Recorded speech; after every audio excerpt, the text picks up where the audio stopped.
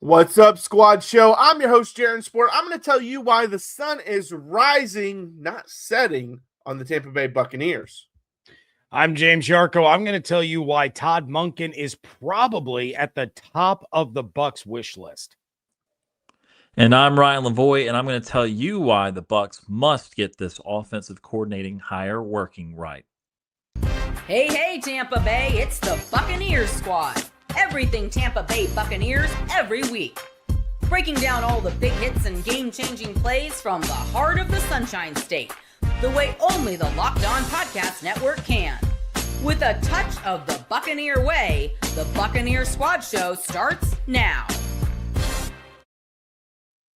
All right, Bucs Squad, real quick, today's episode is brought to you by FanDuel. If you want to be right in the middle of the action this season, visit FanDuel.com and place your NFL live bets all season long. Like I said, I'm your host, Jaron. We've got a packed show for you today.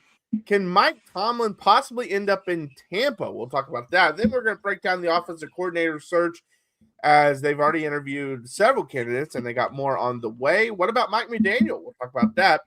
Rachaad White had some interesting comments about a lot of stuff. Todd Bowles, the fan base, and I saw a lot of Bucs fans actually agreed with a lot of what he said. So we'll break that down about all of his comments before we wrap up with our Around the NFL, where we break down the divisional round after a crazy and a very entertaining wildcard weekend this past weekend. But first, let's dive into Mike Tomlin to Tampa. So obviously, Mike Tomlin, longtime Steelers coach, announces he's going to step away, not fired, not retiring. So it sounds like it's kind of like a Sean Payton thing where they will retain his rights. And they'll probably trade him somewhere next year, like the Saints did with Peyton to Denver. That immediately got people wondering, okay, was that someone that Tampa could go after? I saw some people say this year. It's not going to happen this year, in my opinion. Todd Bowles is going to be the coach this year. But it might be a thing where he's like, hey, I just want to take a year back. Want to see what's out there. Want to maybe do some television. And then Tampa becomes a player at that point, especially because obviously he has history in Tampa. There was reports that he wants to go to a warmer weather area, which I guess anything is warmer than Pittsburgh. So maybe that's just about every team. So, but that at least got people thinking. And I obviously I was very high on the John Harbaugh hire. So yes, of course I'd be high on the Mike Tomlin hire as well. Yeah, it's wild that we live in a world where Zach Taylor's the only remaining coach of the AFC North, when he probably should have been the first one fired. But look, my stance on Tomlin is this. If the Bucs are in a situation where they have to have a new head coach after next year, Tomlin is obviously going to be towards the top of their list of candidates. However, if they get the offensive coordinator hire right, I don't see the Bucs being in a situation where they're going to be searching for a head coach. And I think it's kind of the catch-22, right? So many Bucs fans wanted Todd Bowles gone because of the way the season ended, the way that the defense took a giant step back. It was statistically the worst defense that we've had in Tampa under Todd Bowles. But if the offensive coordinator is doing their job and they're winning games, you're not going to turn around and fire him if they make the playoffs. That just doesn't make any sense. So the success of the offensive coordinator is going to directly correlate to Todd Bowles' job security. And I think that's why we're seeing the search be a little bit different than it was over the course of the last 3 years. So obviously fans will be excited if Mike Tomlin comes in. He's a big name. He's a guy that consistently gets to the playoffs. At the same time, it's been a decade since they won their last playoff game. So I think the excitement would wear off pretty quickly if he's having similar success in Tampa as he did for the last 10 years in Pittsburgh. And not to cut you off real quick, Ryan, but to James's point, if they get the offensive coordinator hire right, even if they fire Todd Bowles, they might not really be on a head coaching search because they might just promote the offensive coordinator. So there's a catch-22 to that as well. And I think that's why too the OC coordinator is going to be such an important hire for the Bucs because again, it could really not only save your 2026 season, it could direct different paths for you in the future. And one of those paths is if you hire the right offensive coordinator, then you might end up having him as the head coach again one day. And I discussed that a little bit on Monday, where if you are Mike McDaniel, I'm not trying to get ahead of myself, but if you are Mike McDaniel or someone that thinks they're very close to being a head coach again, then you could also look at it and say, okay, if I come do my job in Tampa, regardless of defensive success, okay, if I do a good job, I might be a head coach, obviously, because the Bucs have springboarded 2 coordinators already to become head coach in recent years, or they pull a Lovie Smith, Dirk Cutter, and hire me to be the head coach there after I keep the team. The team goes 7-10 or whatever, but they do so with a top 5 or 10 offense and a bottom 5 or 10 defense. Now, again, as far as Mike Tomlin is concerned, again, assuming that kind of situation doesn't happen, where the OC does such a good job, he gets the Bucs job if it were to open, or let's say again that regardless of what happens to the offense, the Bucs do a bad enough job to need a new head coach in 2027, which is probably my prediction at this point. Let's see how the roster is built. Let's see how the coaching staff is built. But if it does happen, then obviously Mike Tomlin's going to be a name of high interest in Tampa. It seemed a little on the nose to me that he wants to take a year off, but then wants the warmer weather because, well, Miami's not going to be open. That job is going to be filled this cycle. And Jacksonville is in a pretty good place right now with Liam Cohen. He's not going to be fired next year. So warmer weather. I mean, I know it's not just Floridian teams, but that is peak Floridian teams at the same time. And Tomlin has the 5 years of coaching experience in Tampa, obviously. So, again, I think that it is going to be a very high possibility when that time comes. Now, I will say about Tomlin, James, I think to your point, that the minute he gets in the playoffs, loses the first round game, it's an, oh no, here we go again. But I will say that to his credit, and something I've always appreciated, and you would have been able to make the argument for Bowles had they won another game and lost the division at 9-8, even though they would have won it at 9-8. But there is something to never dipping below 500, which he has never done. It obviously would have won the NFC South if you had been 9-8 this year. So again, I think that too, with guys like this, as I've said before, sometimes they do need a fresh start, and sometimes you do need a different situation. And as great as the Pittsburgh Steelers organization it's one of the best in the National Football League. When your last few years, you're picking between different quarterback options between Russell Wilson and a older Aaron Rodgers, and even the last couple of years of Roethlisberger, when I know he couldn't move in his prime, but he could still break tackles and miraculously keep plays alive. Well, last couple of years, it was, I'm going to stand here and I'm going to throw here. And if there's 3 people in my face, I guess I'll just be brought down with them. And so the last few years, quarterback play was not great. They still maintained, in general, good defenses. They still kept their identity as a football team. And so, again, I'm not promising you Tomlin goes win multiple Super Bowls the way Andy Reid did because he found Patrick Mahomes. But I do think that he would at least have some rejuvenation to where they would not be, wherever Tomlin goes, they get in the playoffs, are not just one and done year after year after year. I'm glad you went there, Ryan, because I wanted to kind of pick up at that spot, because there's a lot of positives that Tomlin brings. I think he runs a really good franchise. I think he has a strict team, a disciplined team. Never dipping below the 500 is an incredible streak. Now, they were a lot of times one game over 500 or 2, but still they never went under. And it was in the AFC North too, like a very hard division. And so there's a lot of positives. But if we want to look at the negatives, they almost always had a great defense, but they struggled offensively outside of a few years when they had been Le'Veon Bell, Antonio Brown, Todd Haley, I believe, was leading the charge at that point, which we have seen since. Haley didn't have much success outside of that, but he had success because that was a really talented team. So he struggled getting the offensive coordinator hire right, usually. And you mentioned the quarterback issues. Now, they would obviously have Baker, but he struggled finding the right quarterback a lot of times.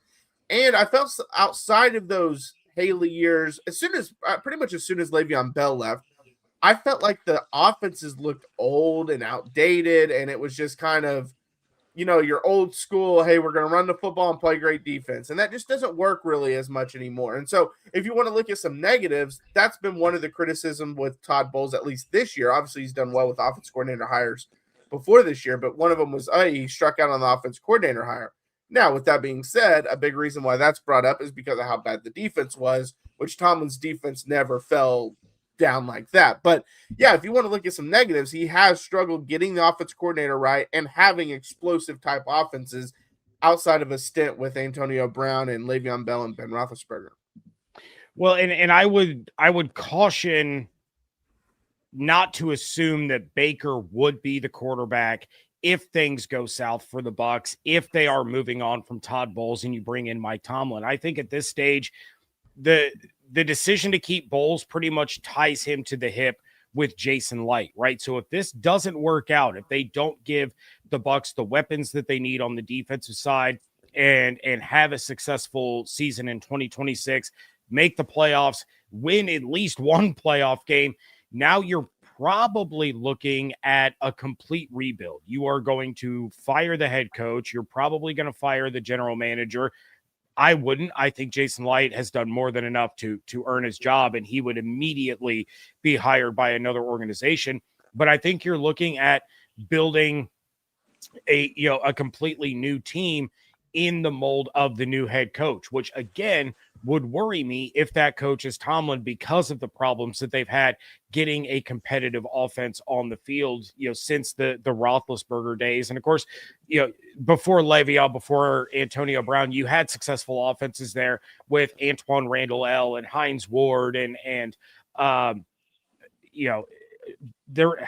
Rashard Mendenhall. I'm sorry. I was blanking on that one. I should know that. He's an Illinois. I know. What is wrong with me? The Illini fan. I would be a little concerned about that. But again, it's all going to boil down to two things. Who is the offensive coordinator in 2026? And are the Glazers telling Jason Light, look, you have got to spend money this offseason. You have to bring in guys that can run this defense the way Todd Bowles wants it run, the way we saw in 2020, the way we saw in 2021. You get those two things. I don't think anybody wants Todd Bowles fired after the 2026 season because they're going to win football games. Mm-hmm. Yeah, and look, I think that the bottom line is, we should be rooting for the Bucs to have their successes. Now, again, some people will say that, I want Todd Bowles gone if we go to the NFC Championship game. It does not matter. But I think that while that decision, again, I didn't agree with the retention of him, when you look forward now, I hope that they do get the offensive coordinating hire right. And, again, there's going to be interesting names to talk about in just a moment. But I think with Tomlin, again, there are worries, there are concerns for sure. I get the feeling. There's more worries with him than with Harbaugh. But the thing is that you could say, well, Harbaugh had Lamar Jackson. He had the quarterback situation figured out. And it's not like they were rolling around going to the Super Bowl. That's the whole point of why that was not a choice to leave. That was we're going to make you leave. And why Harbaugh's not going to take a year off. He's taking all these interviews. He's going to be a head coach again in 2026 for someone else. So, it's interesting because I think you are in a way splitting hairs with them. They both have their Super Bowl a long time ago. They never fell all the way off, but they had bumps in the road. Harbaugh had a couple flat out bad years on the road to getting Lamar Jackson. Tomlin, again, as we said, never got back to the elite category, but never fell down as low as maybe Harbaugh did in a couple of the seasons. And so, it's an interesting compare and contrast even between those two. And of course, do you feel better when you've had a guy work in your building before? I think the answer is in general, yes. And so the nostalgia of Tomlin being back again will mean something at first. Obviously, you then play the games out and you go 7-10 your first year. It's not so sweet anymore. But again, I think that it's something that I kind of, quite frankly, expect to be talking about this time next year. I hope that's not the case.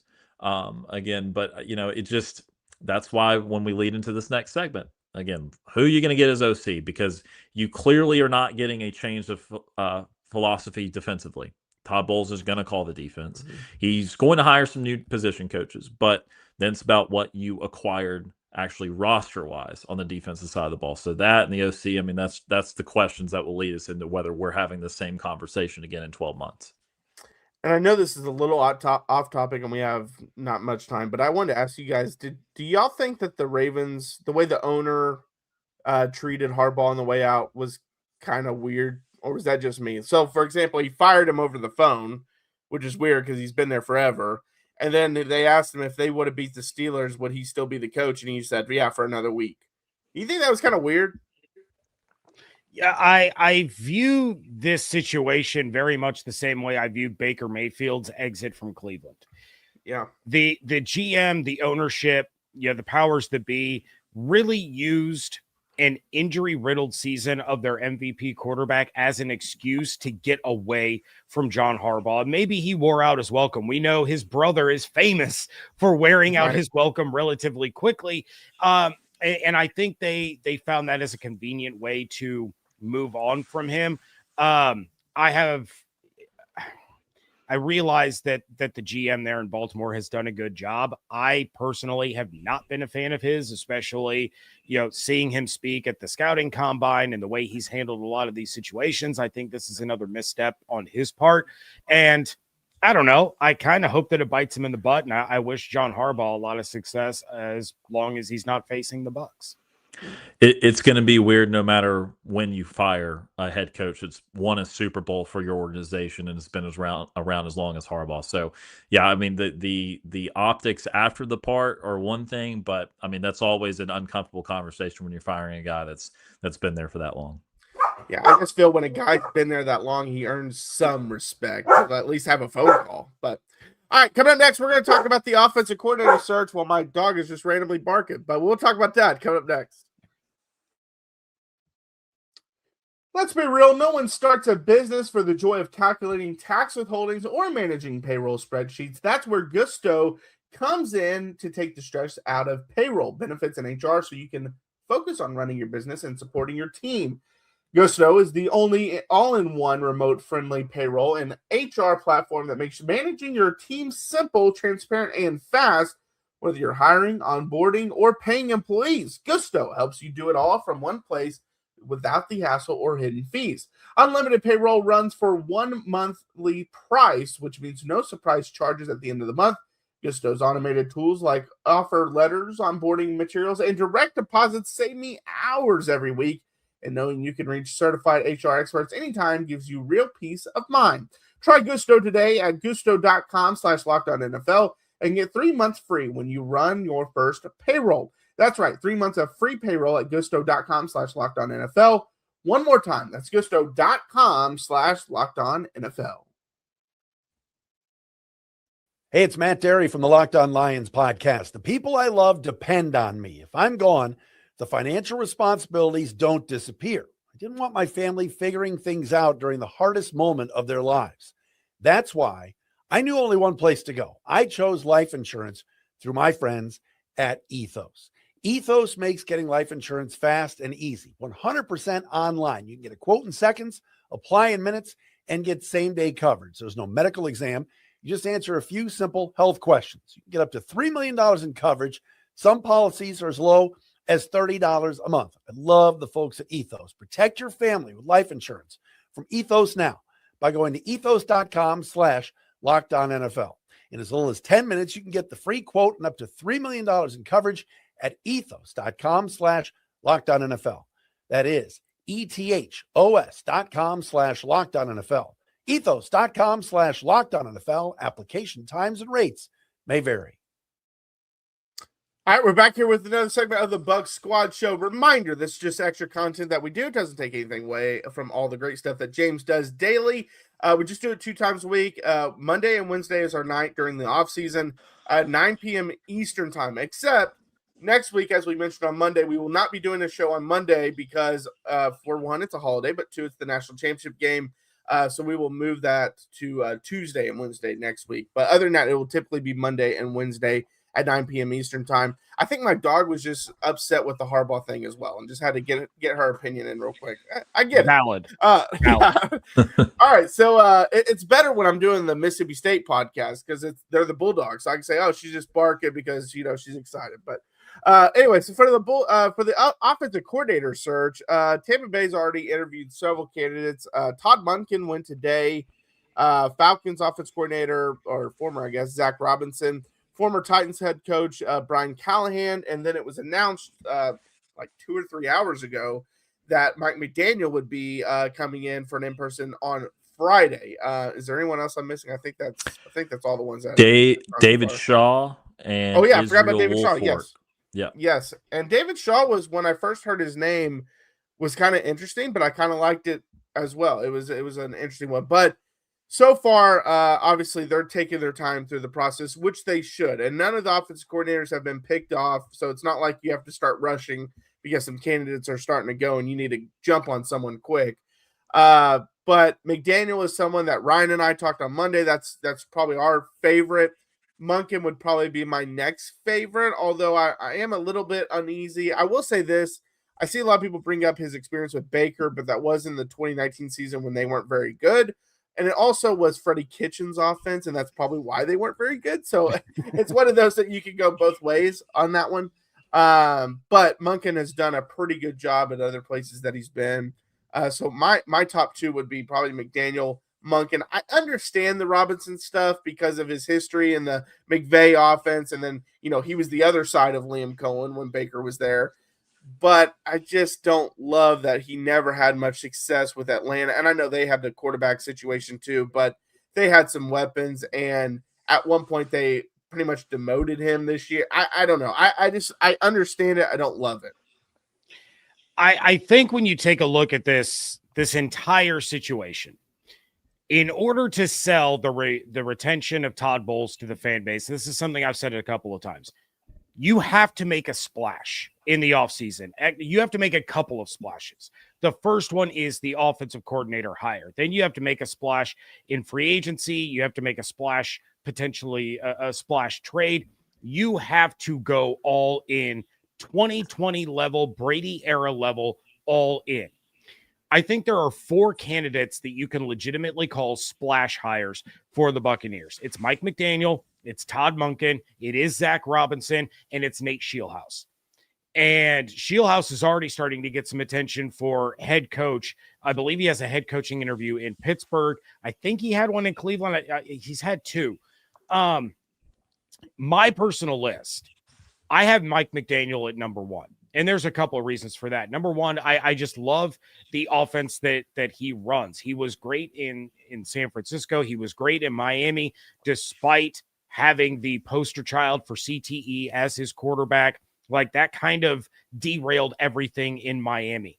And while he wouldn't have the speed that he has in Miami, in Tampa, he does have more versatility. He does have more options, more weapons, and a more reliable quarterback.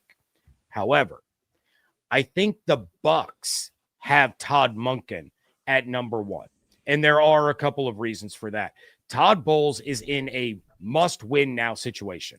They are if you look at this head coaching or this offensive coordinator search compared to past years, they're looking at experienced play callers. They're not taking a chance like they did with Canales or Grizzard this time around. They want guys that have called plays. No one in this cycle has more experience than Todd Monken. And while things weren't great for the Ravens last year, I want to run through some numbers really, really quick. The Ravens, over the course of Monken being their offensive coordinator, number 1 in yards per play, number 1 in rushing yards per game, number 1 in yards per rush, number 2 in net yards per attempt, number 3 in interceptions per attempt. That means third fewest. That's a good number. Mm-hmm. Number 6 in first downs a game, 5th in third down conversion rate, 6th in red zone efficiency, 3rd in goal to go efficiency. Those are what Bowles and Jason Light and the Glaciers are going to look at. Now, 21st in pass yards per game, but Lamar Jackson had Zay Flowers and who? Mm-hmm. So you have levels of Monken's offense that didn't get utilized in Baltimore because they didn't have the personnel to do it. He would in Tampa.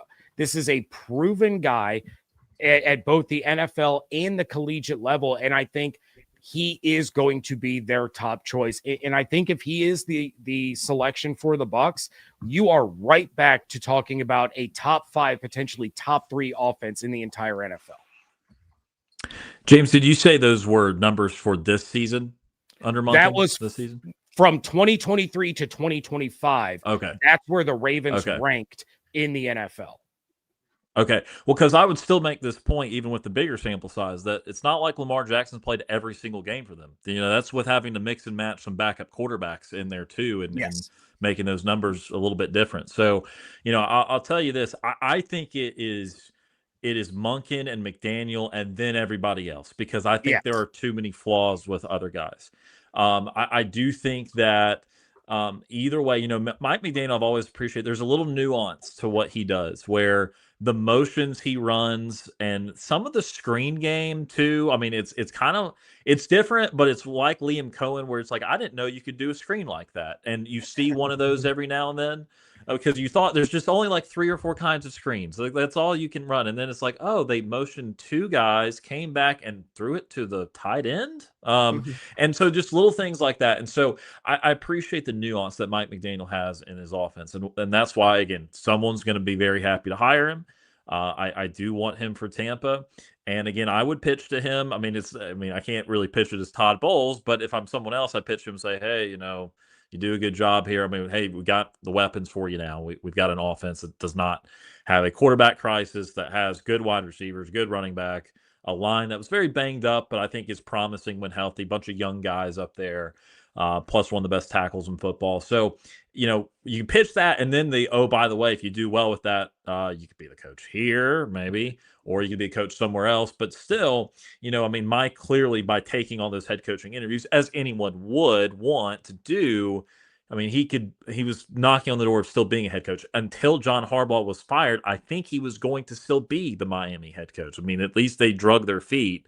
That doesn't mean they get Harbaugh, but that did happen first, and then they decided to fire Mike McDaniel. So I think that he is obviously the huge target for everybody. And then Todd Monken's a guy, obviously, we mentioned Tomlin's way back history with Tampa. Well, Monken's is not as way back. It was the Jameis Winston days.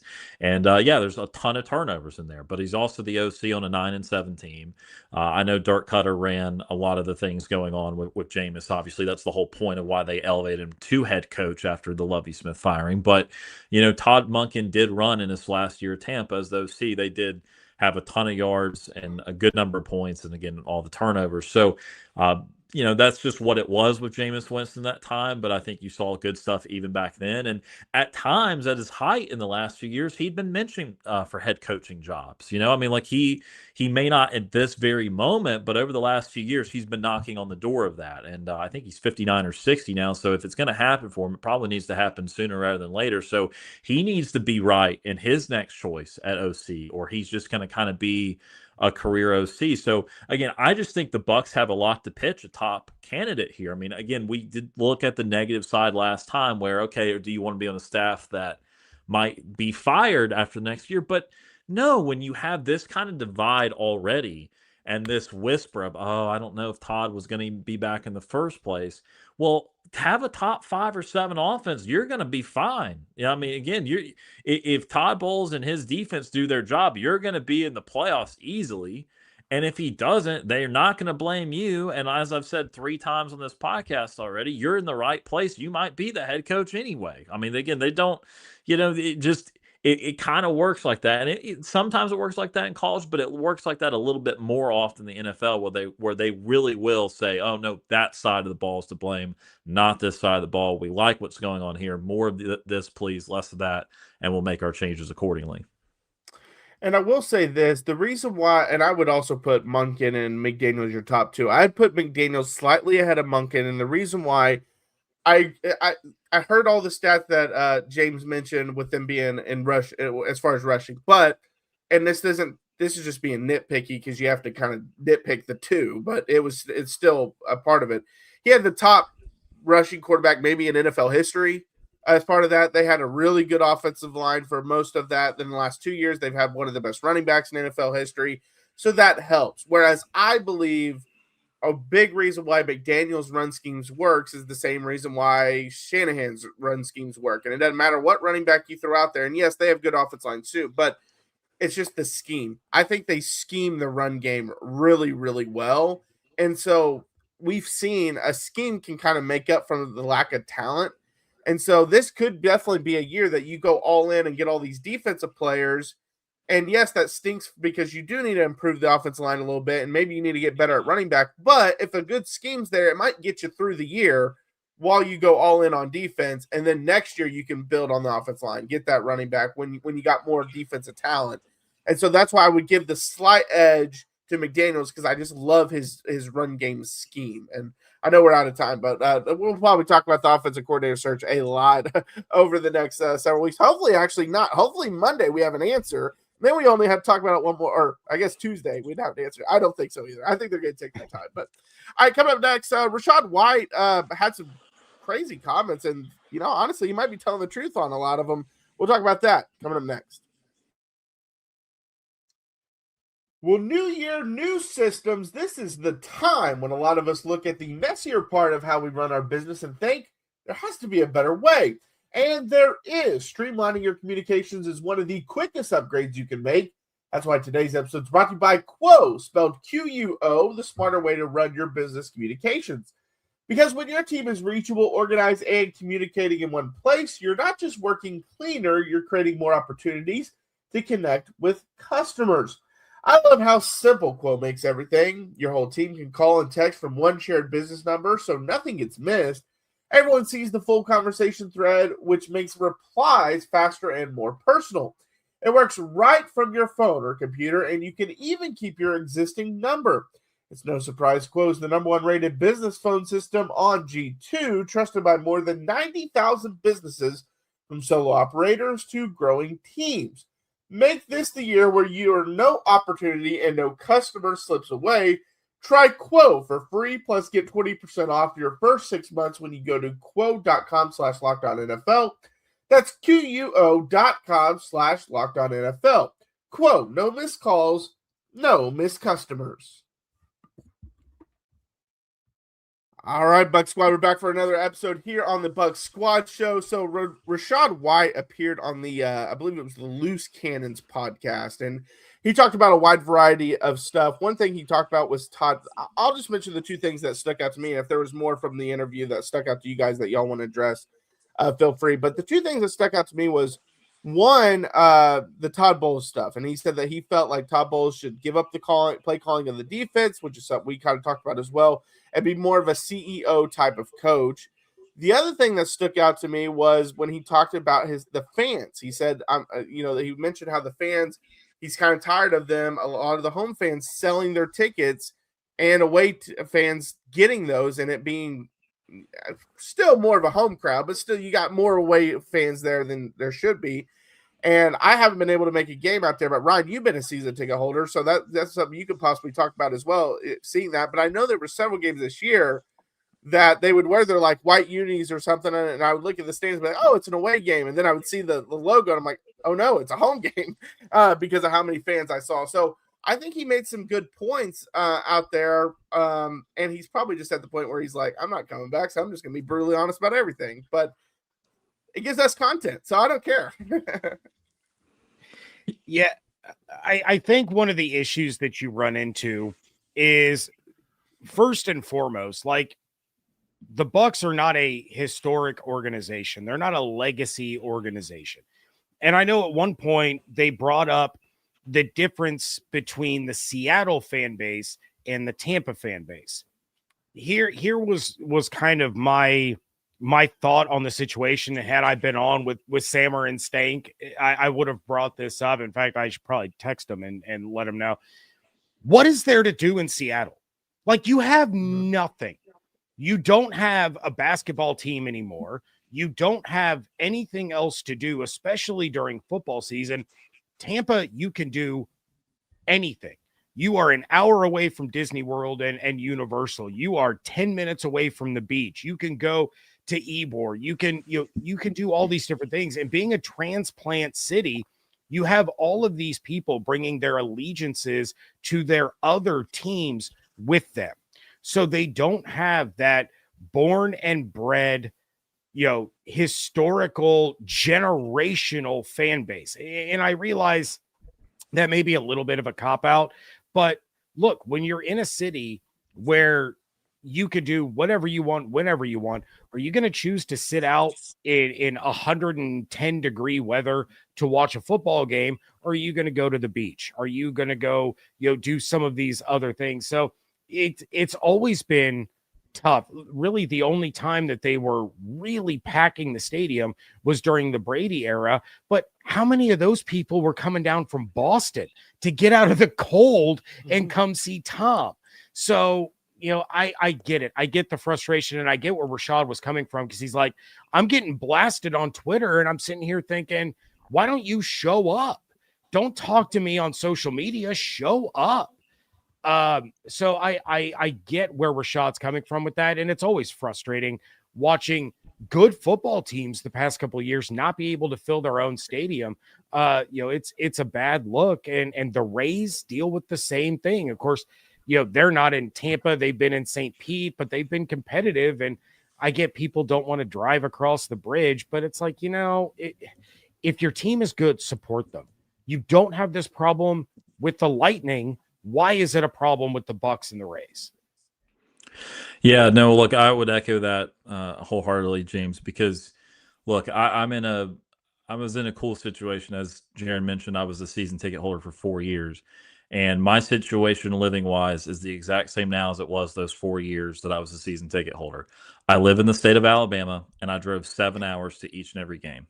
And I missed, in those 4 years, I think I missed 2 games in total. Now, not counting preseason, but I think I missed 2 games. And the person beside me for the last 2 years was from Chicago, and he flew to go to Bucs games. And so if that's out there, if someone that can drive 7 hours and someone can fly from Illinois, then people in the state of Florida can go support the Buccaneers. Like this stadium, it's a great stadium.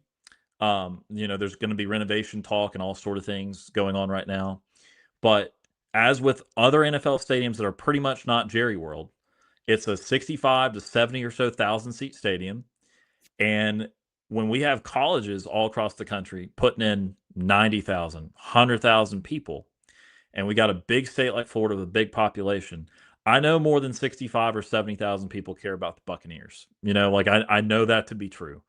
And so it's frustrating. It is. And I get things happen. But, when I think it was the second or third year I was a season ticket holder, they changed the policy, which people grumbled about. That was, you have to go to half the games. If you sell more than half the games, you're gone. I think everyone should do that. That shouldn't just be a Bucs thing, because you shouldn't be trying to capitalize financially off of a team. That should not be happening. Oh, I just wanted to get season tickets so I could see the one game when the team I actually like comes in, and then I'll sell the other 9. Well, that's not how it works. That's not how it should work. And so, it is frustrating. Again, the people that are there are passionate, just like any other stadium. I have loved my experience to go to Tampa, win or lose. It actually makes the losses feel better. You'd think, oh, you drove 7 hours to see them lose that Rams playoff game? Yeah. And you know what? Everyone else in that stadium was heartbroken, and it made me feel a little bit better to be heartbroken with 65, 70,000 other people rather than just on my couch. So, I think that has been a realistic problem for Tampa in a way that, quite frankly, a lot of the NFC and AFC South teams, like if you go to these games, you know that the NFC South road crowd is almost non-existent. And you can go to Bank of America Stadium in Charlotte, or go to Atlanta, go to New Orleans, and their road crowds will also be really bad. And they can have 50-50 splits and that sort of thing. So it's not just the Bucs. I don't want to just single out Bucs fans and say, oh, put your money where your mouth is, because I get it's expensive and all that sort of thing. But these teams, to your point, it's exactly the history part of it, where there's not this fan base that's itching, all over the country in a way that you itch to go see the Packers or the Bears or the Cowboys or whoever, where you could go in any state and say, yeah, I'm a Cowboys fan, or yeah, I love the Packers. I in Alabama, I can't tell you how many Packers fans there are. I know so many. I don't want it, because it's just that brand. So, I don't know how you change that other than just winning a ton of games and getting a bunch of bandwagon people. I don't know. But again, it is a frustration part. And I know we need to talk about the other part of what Rachaad's talking about, the on the field product. But again,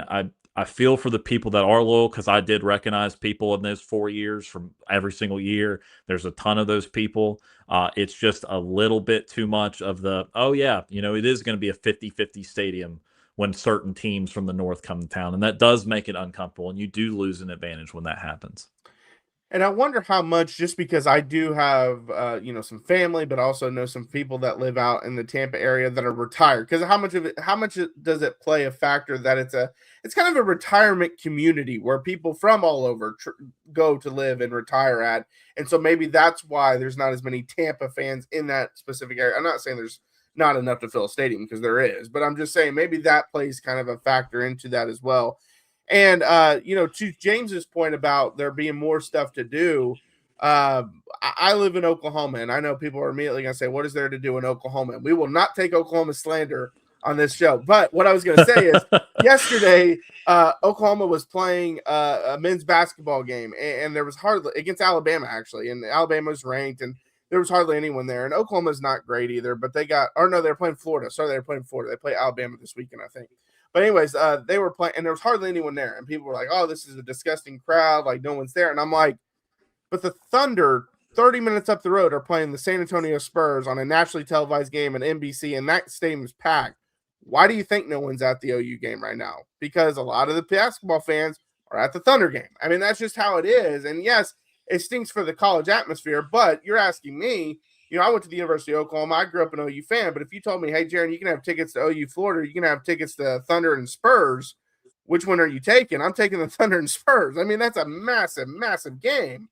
So there is that stuff that kind of plays a factor. And as James mentioned, there's so many things to do around the Tampa area that, hey, who's to say that a Sunday they're not like, hey, man, I want to, there's a concert or whatever, or I want to go to the beach, or I don't know, whatever they want to do. And it does stink because you want more fans there. That's not to make an excuse, because there are some places that have a lot of things to do and their fans still find ways to show up to the games. But I wonder if that plus the factor of it being kind of a retirement community are kind of playing a big factor in the crowds, and Tampa not really being a successful franchise for the majority of their time. Now they've been successful late, but maybe that's part of it too. Well, and Ryan, to your point about people reselling tickets, I have a friend that has been a season ticket holder for the Cleveland Cavaliers for a year. Like, these tickets were handed down from his uncle. He is 5 rows behind the Cavs bench, sold his tickets for the 2016 NBA Finals Game 6. It was the last home game for the Cavs in that series, where they came back, in that huge 3-1 comeback, sold his seats for that game, paid for his season tickets the next season in there. So you have those types of situations. But yeah, if you're a season ticket holder because you only want to see when the Packers come to town or when the Cowboys come to town or whatever the case may be, and you're selling all of them off, you shouldn't get them to begin with. And I think it's a bigger problem in these transplant cities than they are in some of these other areas. So yeah, that certainly does play a factor, but it's just, it kind of sucks to sit there and go, well, that's kind of how it's always been in Tampa outside of probably the late 90s, early 2000s. It's really been that way since, I'd say, about halfway through the Gruden era. And then they were terrible for all of the 2010s. Brady brought the fans back, but now it's right back to how it was before. Would we rather spend our money to go to this game and pay $50 for parking and $250 on concessions for a family of 4? Or would we rather take that money and go do something else and sell off the tickets to whoever happens to buy them on game time? It is what it is. But if you're going to complain about it, if you're going to, try to call out players on Twitter and everything like that, then your butt better be in one of those seats. You better put your money where your mouth is. Otherwise, you don't have room to talk at this point. Well, and two, I think about, talk about the winning and losing part of it. And obviously the Bucs for so long, I mean, again, the first 20 years of history, only going to playoffs for a few times and having another long run from, 08, 09 to 19. And Look, I remember the first game of this year on the broadcast, Michael Penix, who grew up in the Tampa area, said, "Yeah, I didn't grow up a Bucs fan because they always lost." And it's like, well, I mean, tough but kind of fair, I guess. I don't know. I've never grown up in a professional city, so I don't know what it's like to grow up in a team still be terrible and you have the choice to support them or look elsewhere. I don't know, but it did make me want to beat him every time. Say, oh, we'll show you what the winners look like now. But I will say too that you just got so many people in the state of Florida, and you're right. There's a lot of retirees, a lot of transplants, but it's not like there's a huge brand in that state. The Dolphins, I would say, are the biggest, but they have also been terrible for a long time. They're still living off of times of past, and it's not like Jacksonville, whose owner tries to move them at every NFL owners meeting to England or something. It's not like they have a humongous impenetrable following. And you got a huge city, Orlando, 2 hours down the road, I-4. Now, granted, I-4 is a mess. If you've ever been on it, it's just a mess any time of the day. But you've also got another huge city that doesn't have a team. So you have so many ways to pull people and make them a part of it. And, I don't know what it will take other than just winning, but it is a problem. Again, it's not just the Bucs problem, not to belabor the point. Last thing I'll say, by the way, on the Rachaad White, other comments, yes, I do agree that Todd Bowles controlled the defense, because you mentioned that, Jaron. Yes, I do think Todd Bowles' control of the defense needs to be at least somewhat tempered down or relinquished, because it's not been working for the last couple of years, not just a one-year issue at this point. Yeah, and I did want to bring this up real quick, as James mentioned his friend for the Cavs game. My parents always had season OU football tickets. They would sell a lot of times the OU Texas ticket to pay for their season ticket because of how much that one was. And then I also have a father-in-law who loves going to football games, used to, but now he's like, I don't like the crowds. And so he is much happier just sitting on his couch. And I get that too. As I'm getting older, I'm like, you know what? He might have a point. Especially if you have kids. If you have kids, taking them around some of these sports fans, like it's tough. I had an instance where, I had taken my son to see the Lightning play the Blue Jackets, and the guy sitting directly in front of us, my son is 12 years old at the time. The guy sitting directly in front of us, unaware of his surroundings, dropped 7 or 8 F-bombs in a span of about 15 seconds. And I tapped him on the shoulder. I said, look, dude, my 12-year-old is right here. And luckily, he was like, oh my God, I am so sorry. Turn around, apologize directly to my son, went up to the concession stand, bought him a cotton candy to apologize. So he was like really cool about it. But that's when you are looking at taking your family somewhere and you have children, do you want to take them to an environment where you have all these rambunctious, fans that are screaming obscenities and hitting the bar? I get it. That's part of the draw for a lot of people, but that does factor in. And when you have as many options as you have in Tampa that are a little more family friendly, that's probably where you're going to lean. Yeah, I've seen many confrontations like that at games, and it doesn't always end like that. Sometimes it drops another F-bomb or something after that. But all right, coming up next, we're going to break down the divisional playoffs coming up this weekend. Don't go anywhere. Once the new year gets going, a lot of people are trying to simplify their routines, and dinner is a big one. Between busy workdays, cold winter nights, and packed schedules, having an easy, reliable dinner plan makes a huge difference. That's where Home Chef comes in. Home Chef takes the stress out of cooking by delivering fresh, pre-proportioned ingredients right to your door with easy-to-follow recipes that actually taste great. They're rated #1 by users of other meal kits for quality, convenience, value, taste, and recipe ease, and it's easy to see why. Meals come ready to fit your schedule, 30-minute recipes, oven-ready trays, or quick lunches. Over 30 weekly options, including family-sized meals and different dietary choices. Recipes are simple but feel elevated, even restaurant quality, with dishes co-created by chefs like Gordon Ramsay. For a limited time, Home Chef is offering my listeners 50% off your first box, free shipping, and free dessert for life. Just go to homechef.com/lockedon. That's homechef.com/lockedon for 50% off your first box, free shipping, and free dessert for life. Must be an active subscriber to receive free dessert. All right, Bucks, well, we're back for one final segment. Reminder, this is just some extra content we do twice a week, Monday and Wednesday, 9 p.m. Eastern time. Doesn't take anything away from what James does daily. So make sure you keep watching him throughout the week. Also, next week, it will be Tuesday and Wednesday at 9 p.m. Eastern time due to other obligations on Monday. But let's just dive into around the NFL to look at the divisional round, because the wild card weekend, I talked about it on Monday, was one of my favorites that I've seen in several years. I mean, a lot of great matchups, and it goes back to a lot of the parity that we've talked about this year.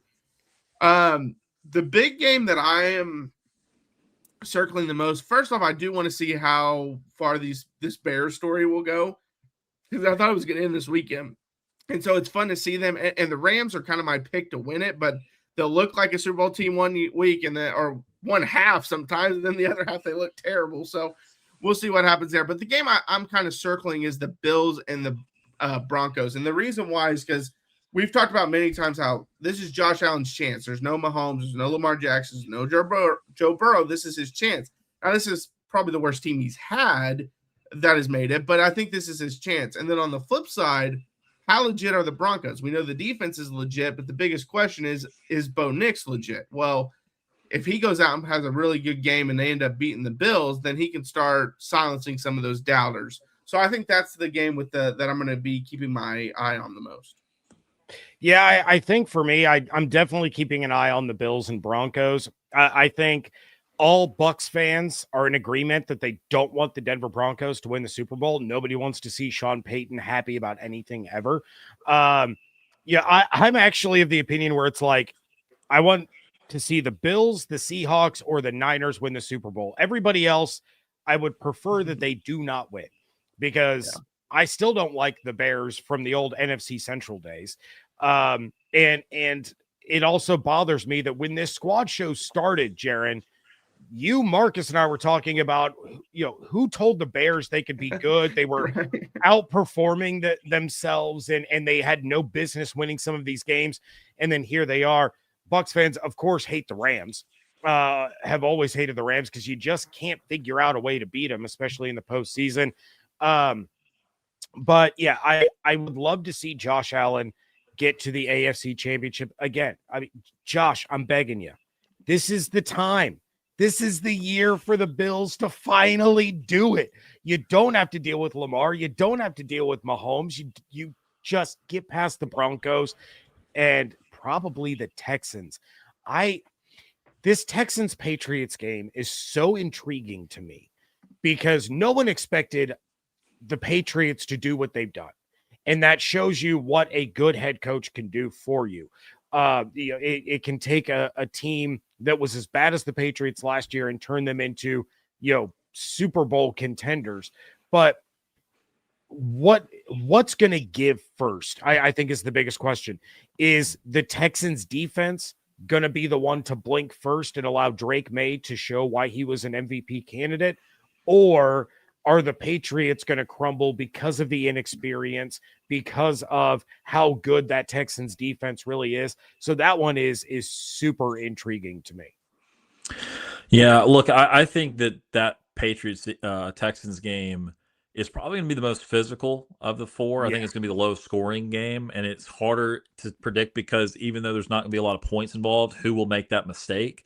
You would think for the world, after Stroud tried to fumble 17 times and threw a couple picks against Pittsburgh, you would think Stroud will be the one to make the colossal error. But this is still just the second playoff game of Drake May, and he didn't exactly light up the scoreboard against the Chargers.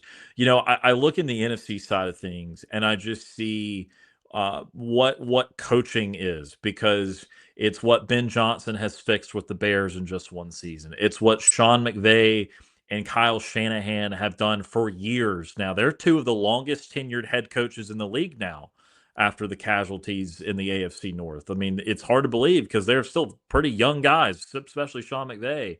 But they have been able to run these systems with multiple quarterbacks over multiple years. It's not, we think of the perfection of the Stafford days and the Super Bowl that they did win, but they got Jared Goff, the version that people didn't like as much as the one we see now in Detroit. They were in the Super Bowl with him too. And of course, the 49ers have been, and they've been with multiple guys deep in the playoffs. And so I just look at the coaching in the NFC side is, we don't have the quarterback play that we thought we'd have over in the AFC, but boy, do we have the coaches in the NFC. And, the schematics behind these two games coming up over in the conference is going to be incredible. And the last thing I'll say is, James, I would echo your point about Josh Allen wholeheartedly, and just the Bills organization, all the heartbreak of the 90s. I mean, is it the best bad organization or the worst good organization? I mean, you go to all those Super Bowls, and now you've been good for 6 or so years with Allen. There's a lot of good in there, and there's no Lombardi to show for it. So, I mean, just as a neutral fan, I mean, unless you're a Brady transplant fan that was a Patriot into a Bucs fan, I would imagine a lot of neutral parties will be rooting Buffalo on, because there's just been a lot of frustration with that organization for a very long time. Yeah, and I'm glad, James, you brought up the Patriots and Texans game, because that's an interesting one, because May did not play good in the first week. Now, Stroud played terrible in the first week, but they both won kind of similarly in terms of it was really good defense in that game. And I think the Texans' defense is good enough to get them to the Super Bowl. Now, Stroud can't turn it over like he did to do that, but I think their defense is good enough to get them there. And so that one I kind of have my eye on, because if the Patriots do win that game, maybe the Patriots are legit and they are going to make this run and make it to the Super Bowl. And I know it's funny to say that, because it's like, man, they're the 2 seed. They won a playoff game. What do you mean you're still questioning them? Well, I mean, we talked about it many times. It was a very easy schedule this year. And May's young, and this is his first playoff, so we want to see a lot of stuff that goes with it. I do want to bring up something right now, because I just saw this on Twitter. The Detroit Times tweeted this out. Mike McDaniel would reportedly consider a great OC job rather than a not great head coaching job, which I've seen, which is kind of like a no-brainer, but I've seen some comments saying, hey, if he gets offered an HC job, he'll just take it. That's apparently not the case. No, and I wanted to mention that before we ran out of time in that segment, that when you're a coach like Mike McDaniel right now, you know that your next head coaching opportunity is probably your last head coaching opportunity, right? So are you going to put yourself in a situation where you have to go and you have to rebuild the Browns, you have to rebuild the Titans, you have to rebuild the Cardinals, and you're going to be on the same timeline as Ben Johnson or Liam Cohen? Or do you take the job in Tampa or in Detroit or in Philadelphia, where 1 or 2 years of being an elite offense is going to parlay you into probably a better situation down the line, when you're going to have a higher, chance at success and a higher probability to retain that job longer than you would the Browns job, the Titans job, the Cardinals job. Now, if Baltimore offers him, that's a different conversation. That is probably the one head coaching job I would take if I was Mike McDaniel. I don't think he's actually even going to be in the running for Pittsburgh. They like to go defensive-minded head coaches. That's been their MO. Fun fact, they are now searching for just their 4th head coach since the Beatles broke up. Mike Tomlin was hired 5 months before the first iPhone launched. So, whoever they hire is probably going to be defensive minded, probably going to be in their 30s, and probably going to be around until I have grandchildren. I was about to say, he's probably going to be 34 to be exact, because I believe that's the last 2 of Bill Cowher and Mike Tomlin. Ryan, if you want to touch on that, go ahead. But I did want to bring up, because I did ask the chat if they had any questions. Real quick, they said, is there a scenario where Todd Bowles would be forced to hire a DC, or is that ship sailed? That ship has sailed. I mean, it would have happened already, in my opinion. It left Port Tampa Bay a couple of weeks ago, and now they can't find it, just wandering around in the Gulf. I think that that's what we would have liked to see as another concession. I mean, again, I know that our opinions on the job as a whole, but I mean, it is what it is at this point. They're going to do it. He's going to do it his way, and he will go down with the proverbial ship if it does not get corrected this year. I think that, back to the OC part of it, obviously his ability to hire a new one successfully will also play a big part of that. But I also want to caution people, because I said it on Monday, let's not forget that when Liam Cohen was the OC, the Bucs were top 5 statistically in total offense and top 10 in a lot of other things.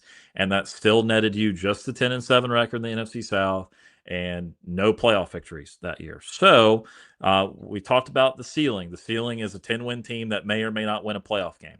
And that's what we've seen so far. So if they get the coordinating hire right, okay, we're back to maybe winning division, maybe back to 10-7. But it's on Todd Bowles and the defense and the front office to gather enough players and fix the defense enough to elevate the ceiling. Because right now, that is the proven ceiling of Todd Bowles. Yeah, and I'm sorry we can't get to all the other questions. There were some great ones. Young Swag asked us, free agency options at edge rusher and linebacker. Comment that when we do our podcast on Tuesday. We would love to talk about it more. We just out of time. And there were some other ones. Another one was from Bantry. Who would we like to replace Rapone and Ross? Again, comment those on Tuesday because we would love to dive into that more. But we're out of time for today. Thank you so much for joining the Bucs Squad Show. We'll be back next Tuesday, 9 p.m. Eastern time. Remember, Tuesday, not Monday next week. So until next time, fire the cannons.